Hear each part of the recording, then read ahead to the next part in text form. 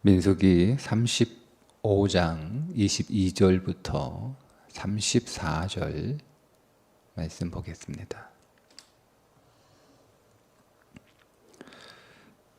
악의가 없이 우연히 사람을 밀치거나 기회를 엿봄이 없이 무엇을 던지거나 보지 못하고 사람을 죽일 만한 돌을 던져서 죽였을 때에 이는 악의도 없고 해하려 한 것도 아닌즉 회중이 친자와 피를 보복하는 자 간에 이 규례대로 판결하여 피를 보복하는 자의 손에서 살인자를 건져내어 그가 피하였던 도피성으로 돌려보낼 것이요 그는 거룩한 기름 부음을 받은 대제사장이 죽기까지 거기 거주할 것이니라.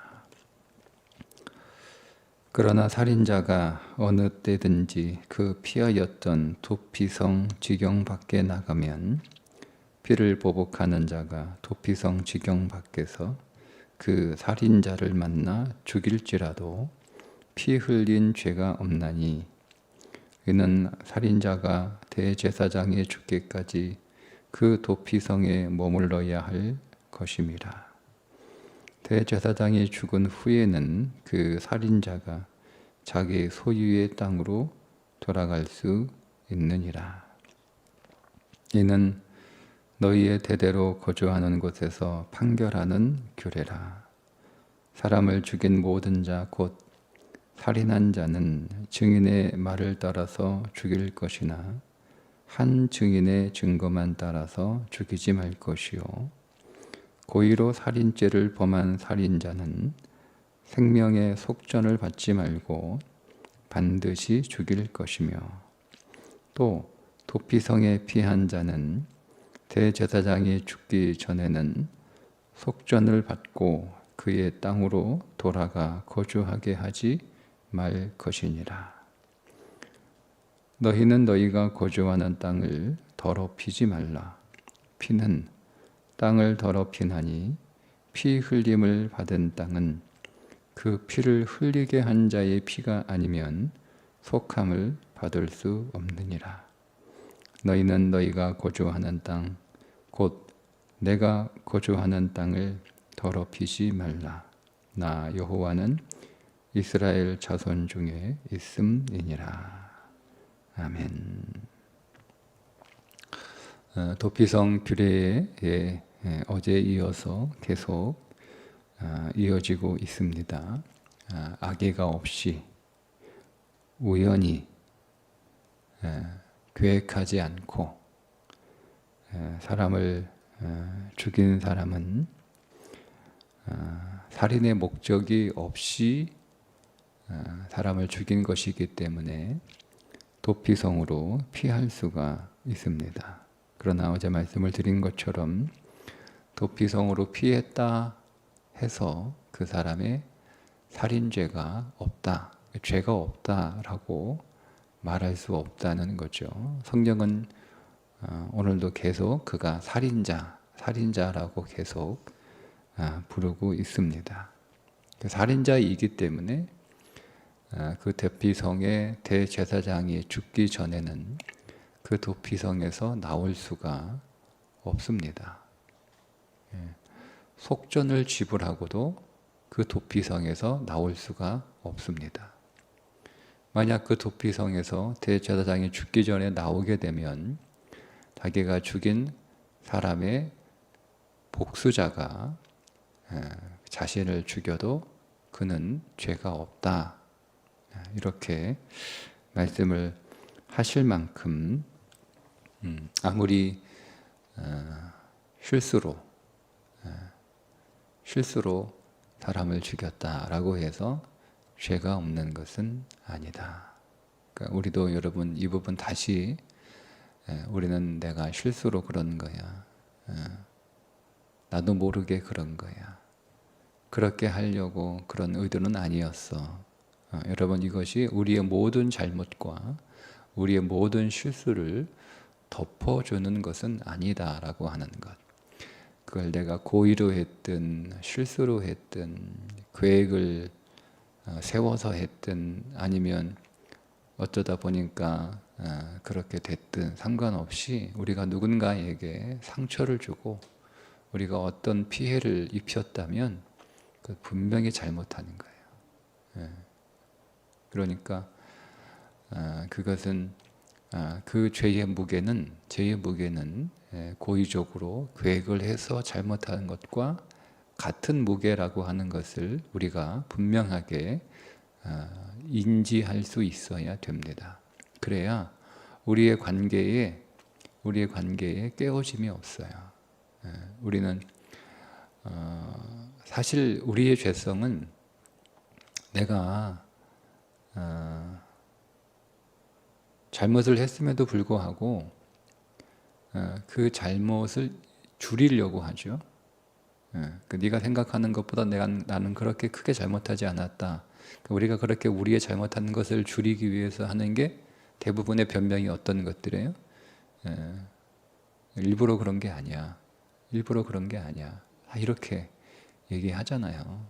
일부러 그런 게 아니야 라고 하면 우리의 잘못이 덮어진다고 생각을 해요. 그리고 일부러 그런 게 아니니까 너도 내 잘못을 덮어줘야 된다고 그렇게 요구합니다.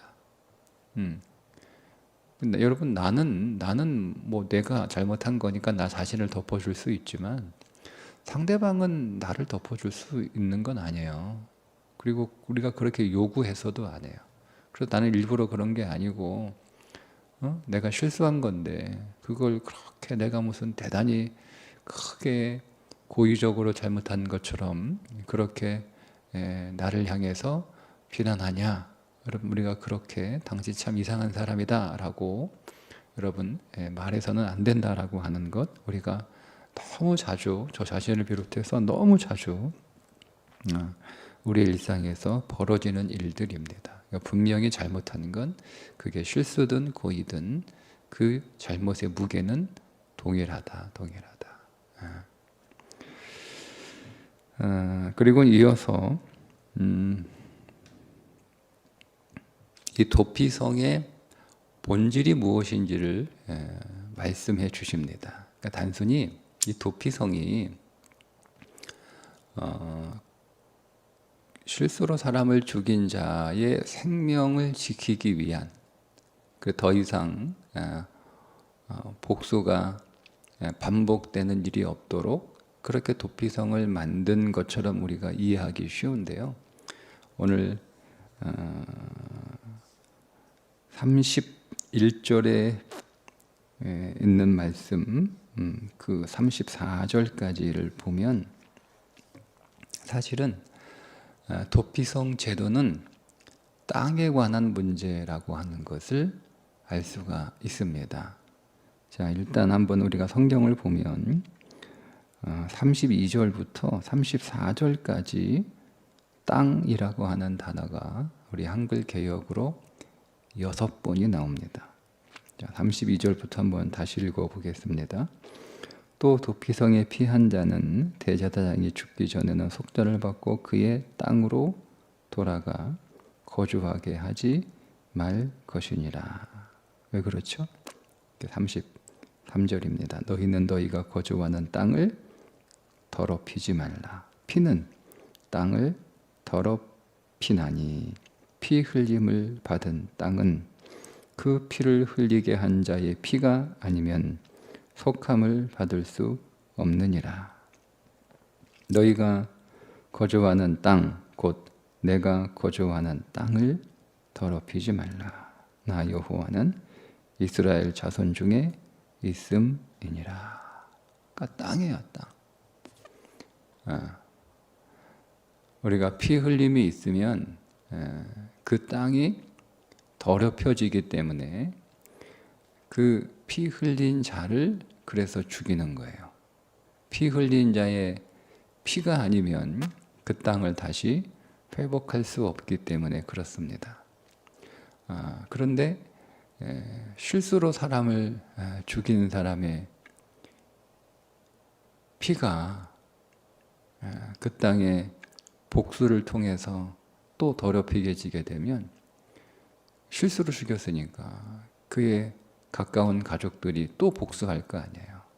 그러면 이 복수가 계속 반복이 되는 거겠죠. 계속 반복이 되면 어떤 일이 벌어져요? 땅은 계속 부정하게 되는 거예요. 피로 인해서 계속 더럽혀지는 거예요. 그러면 이게 악순환이 되는 거잖아요. 그래서 고의적으로 살인하는 사람은 그의 피로 땅을 다시 회복시키게 하심이지만 실수로 사람을 죽인 자는 도피성으로 피하게 해서 더 이상 이 피 흘림이 없도록 그렇게 조치를 취하신 것이고, 도피성으로 피한 사람도 어쨌든 살인해서 피를 흘리게 해 땅을 더럽힌 거잖아요. 그죠? 그러면 말씀드린 것처럼 그 땅을 더럽힌 피 흘리게 한 자의 피가 아니면 땅을 다시 회복할 수 없어요. 그래서 누가 죽어야 되죠? 그 당사자가 죽는 게 아니라 그 도피성의 대제사장이 죽음으로 땅이 회복되는 거예요. 그래서 다시 돌아갈 수 있는 거예요. 그러니까 도피성에 있어서 우리가 놓치지 말아야 될 핵심적인 그 개념은 땅입니다. 땅. 그러니까 땅은 피를 흘리면 계속 사람이 그 땅에 거주하고 있는 사람이 계속 피를 흘리면 땅이 그 사람을 토해냅니다. 그러니까 실제로 그런 일이 벌어졌죠. 범죄하면 땅이 토해냅니다. 그래서 에덴이 아담과 하와를 토해냈죠. 쫓겨난 거예요. 가나안 땅이 이스라엘 백성들을 토해내죠. 그게 바벨론 포로예요. 그러니까 땅이 사람을 토해내는 거예요.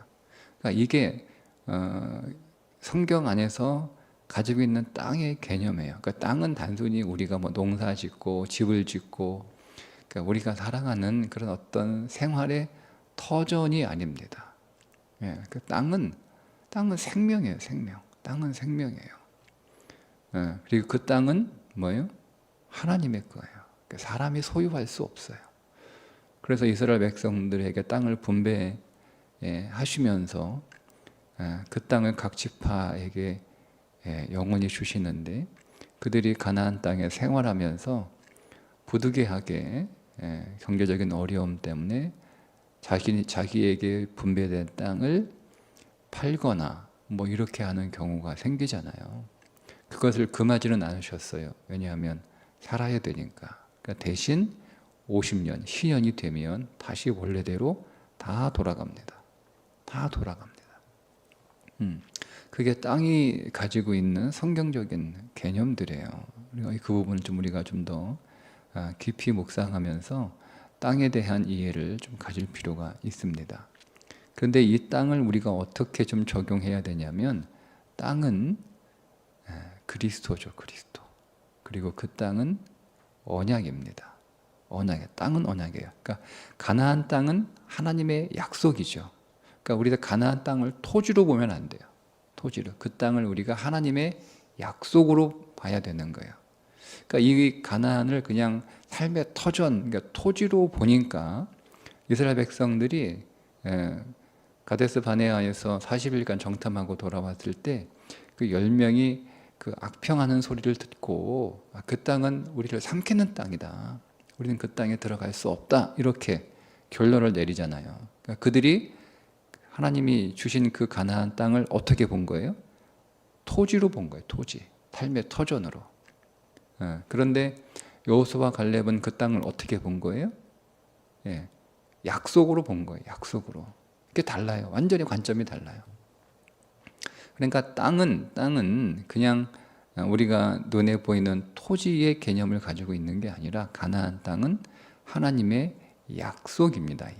약속이니까 그 땅에 들어갈 수 있는 거예요. 자, 그래서 또 약속이기 때문에 하나님의 약속 안에 있을 때 그 땅에 살 수 있는 거예요. 근데 그 약속이 깨지면 어떻게 되는 거죠? 그 땅에서 나가야 되는 거예요. 그게 다른 거예요. 그러니까 우리가 하나님께서 우리에게 주신 땅에 즉 하나님이 오늘 우리에게서 주신 그 약속 안에서 우리가 살아가려면 뭐가 없어야 되는 거예요? 피 흘림이 없어야 되는 거예요. 그러니까 우리 안에 계속 피 흘림이 있게 되면 우리는 그 약속에서 쫓겨나게 되는 거죠. 그 약속이 우리 안에서 즉 성취가 되는 게 아니에요. 그러니까 여러분 우리가 이 부분을 좀 주의 깊게 볼 필요가 있습니다. 그러니까 땅을 거룩하게 한다라고 하는 것은 하나님의 말씀을 온전히 믿고 약속이니까 그 말씀에 의지하고 그래서 그 말씀을 기대하고 그리고 그 말씀의 성취를 기다리는 거예요. 그런데 땅이 죄인을 토해내듯 우리 안에 죄가 있으면 하나님의 약속이 우리를 토해냅니다. 그러니까 오늘 우리 안에서 하나님의 약속 위에 우리의 삶을 견고하게 세우려면 어떻게 해야 되는 거예요? 하나님의 말씀에 순종하는 삶을 살아야 됩니다. 그러니까 말씀의 집 안에서 우리가 살지 않으면 하나님은 우리를 토해내시는 거예요. 토해내시는 거예요. 그러니까 우리가 하나님의 언약의 성취를 살지 못하고 이제 하나님의 약속으로 이루어 가는 삶이 아니라 우리가 수고해야 되는 에덴 밖에서의 삶이 고통스러운 삶이 우리 가운데 시작이 되는 거죠. 하나님께서 오늘 우리에게 주신 삶이 하나님의 약속하신 에덴이 되려면 오늘 우리의 삶 속에 하나님과 함께하는 그런 어떤 성소가 있어야 되는 거예요. 오늘 그렇게 말씀하시잖아요.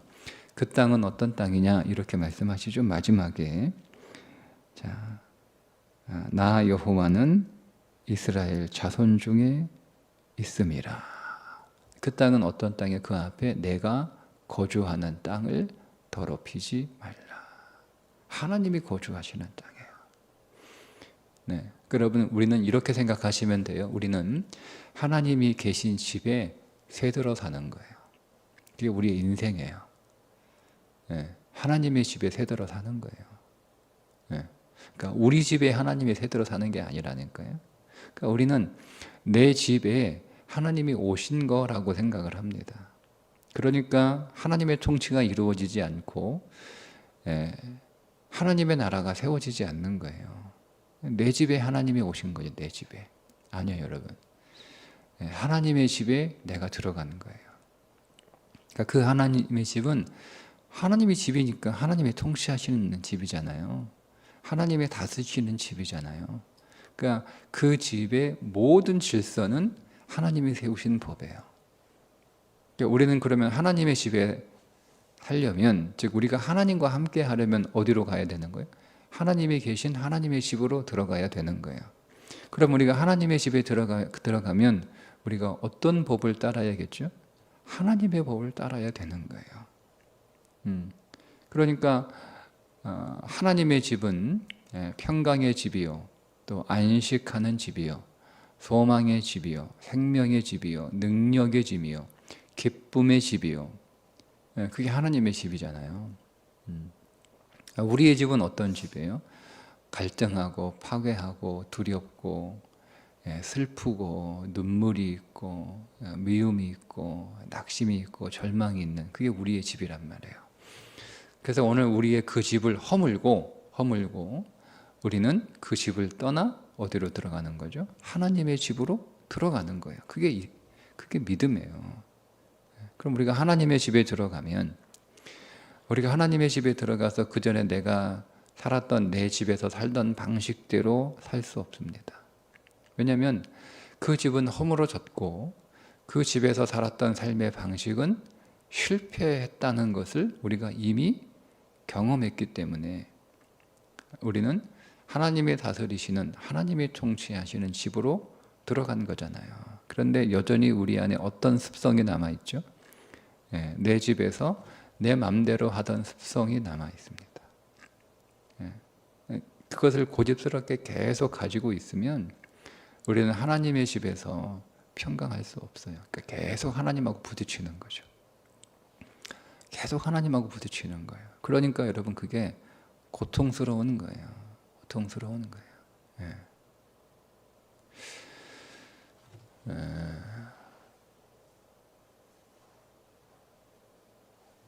그래서 우리가 하나님의 집에서 하나님에 있는 모든 것들을 다 누리려면 방법은 하나님의 말씀에 순종하는, 하나님의 통치에 순종하는 것 말고는 없습니다.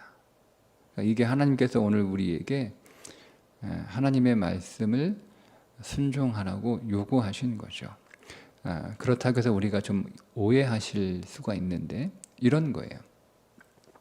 하나님의 집에 온갖 좋은 것들이 있어요. 온갖 좋은 것들이 있어요. 우리가 그냥 머릿속으로 집을, 우리의 필요한 모든 것들이 다 있는 집을 한번 머릿속으로 상상을 해보시고요. 근데 그 좋은 것들이 작동을 해서 나에게 어떤 좋은 것들을 제공하려면 그 방식대로 그 좋은 것들을 작동시켜야 되는 거예요. 쉽게 하면 하나님의 집에 음식이 가득한 냉장고가 있다. 그럼 우리는 그 냉장고가 작동하는 방식이 있을 거 아니에요. 그 방식대로 그 냉장고를 작동해야 그 안에 들어있는 것을 우리가 먹을 수 있어요. 정수기가 하나님의 집에 있어요. 항상 생수가 우리에게 공급되는 정수기가 있어요. 근데 그 정수기를 우리가 어떻게 작동해야 되죠?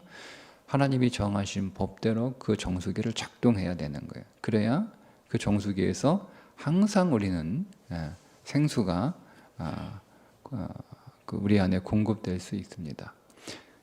자, 그런데 그 하나님 집 안에 있는 모든 것들은 내 집에 있던 기계와 다른 거예요. 작동하는 방식이 다른 거예요. 그러니까 우리는 모양이 비슷하다고 해서 생긴 게 비슷하다고 해서 자꾸 우리가 했던 방식으로 자꾸 작동을 하는 거예요. 그러니까 예를 들자면 이런 거죠. 우리가 쓰던 어떤 전자제품이 있어요. 그러니까 A 회사가 쓰던 전자제품이 있단 말이에요. 근데 그 제품을 쓰다 보니까 이게 자꾸 자주 망가지고, 그게 별로 효과도 없고 오히려 또 내 몸에 해로워요. 그래서 이거 못 쓰겠는데 하고 버렸어요. 그리고 또 B 회사의 제품을 샀어요. 똑같은 기능이 있는. 근데 B 회사는 A 회사의 제품과 작동 방식이 달라요. 우리 그런 경우 있잖아요. 뭐 예를 들면 작동 방식이 다르죠? 우리가 안드로이드 폰을 쓸 때하고 또 아이폰을 쓸 때하고 다르잖아요. 제가 안드로이드 폰을 계속 쓰고 있으니까 우리 애들이 쓰고 있는 아이폰을 주면 제가 그걸 못 만져요. 다 어떻게, 그러니까 안드로이드 폰 쓰는 것대로 자꾸 한단 말이에요. 그리고 이게 작동이 됩니까? 화면도 못 넘기고 안 돼요. 그러면 아이폰은 아이폰을 작동시키는 방식대로 다뤄야 우리가 그 아이폰을 이용할 수 있는 거잖아요. 그런데 이 안드로이드 폰을 작동하는 습관 때문에 그 방식대로 계속 똑같이 하는 거예요. 화면을 캡처하는 거, 화면을 넘기는 거, 이러는 거죠. 그 한참을 이렇게 헤매고 있죠. 안 되니까 한참을 헤매고 안 되니까. 그럼 물어봐야 되나? 야, 이거 어떻게 하는 거냐? 아빠가 쓰던 폰하고 좀 다르네.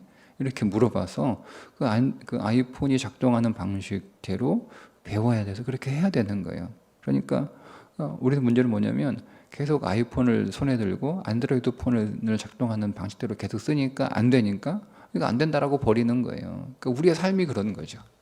하나님의 집에 들어왔으면 하나님께서 우리를 위하여 많은 풍성한 모든 신령한 것들을 다 하나님께서 우리에게 배쳐.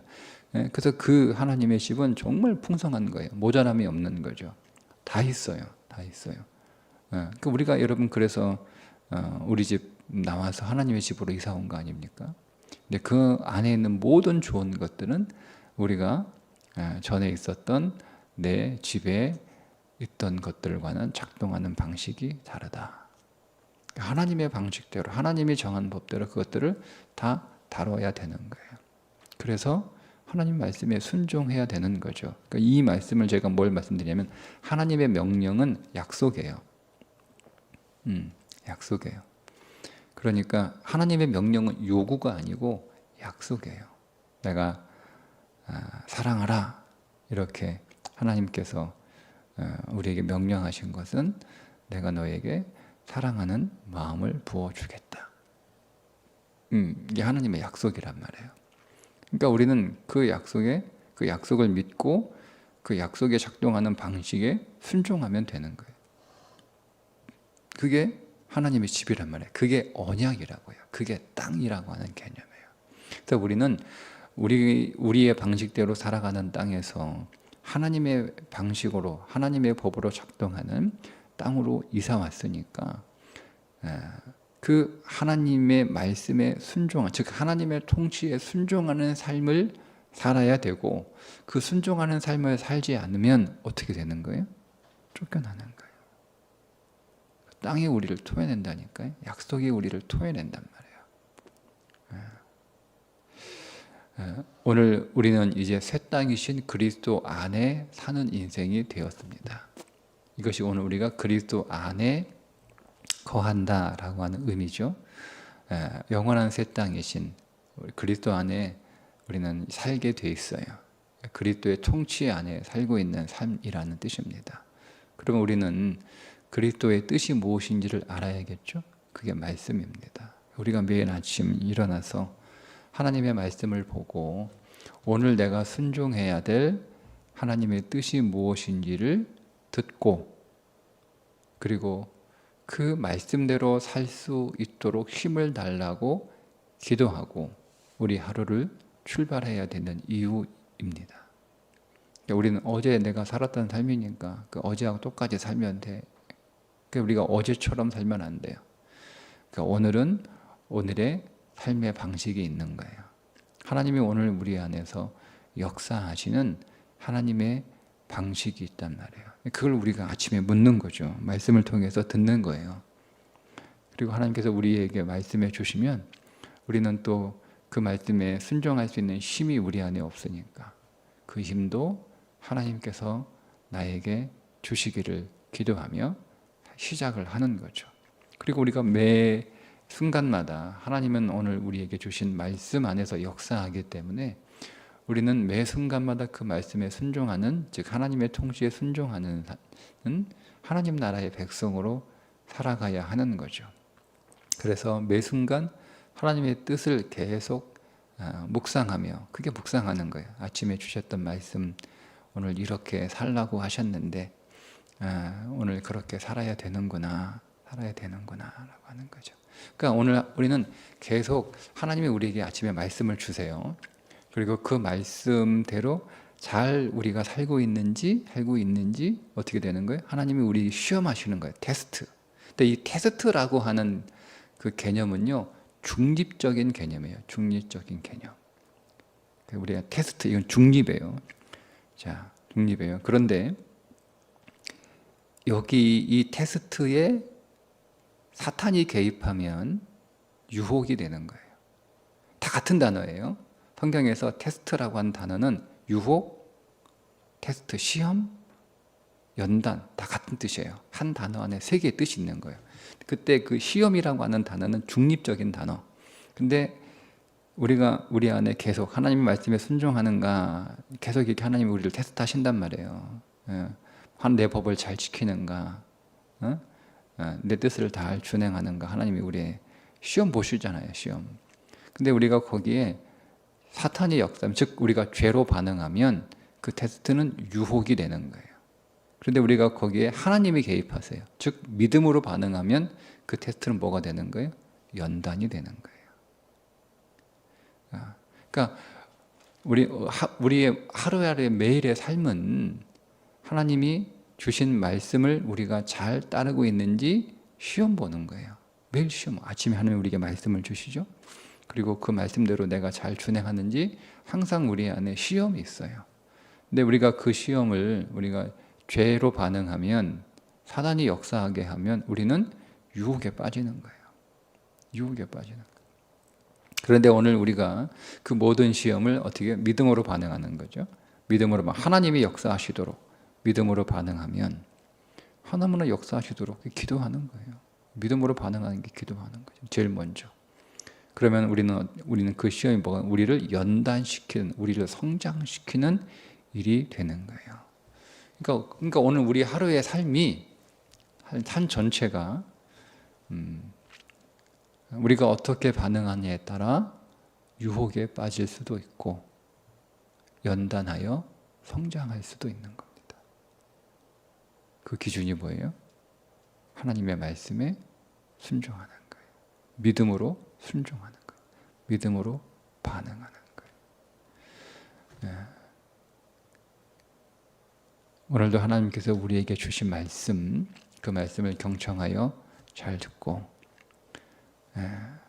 이 하루가 연단이 되는 하나님의 시험이 될 수 있도록 기도하며 힘을 얻고 하나님의 말씀에 순종하고 그 길을 끝까지 따라가는 그런 하루가 되시기를 주님의 이름으로 축복합니다. 기도하겠습니다. 하나님께서 우리에게 주신 언약, 그 언약이 우리가 살아가는 땅입니다. 그 언약의 땅에서 하나님의 말씀대로 살아가는 하나님의 나라의 삶이 오늘 우리에게 있게 하여 주옵소서. 내 방식대로 살지 않게 하시고 하나님의 말씀대로 살아 하나님의 통치가 이루어지는 하나님의 나라가 되기를 원합니다. 오늘 우리에게 주어진 모든 삶이 순간순간 하나님 나를 향한 하나님의 연단으로 삼을 수 있도록 더 성장하고 더 강해지는 믿음의 삶이 될 수 있도록 오늘도 주의 은혜로 하나님의 역사를 기다리며 믿음으로 반응하는 삶이 되게 해 주옵소서. 예수님의 이름으로 기도합니다. 아멘.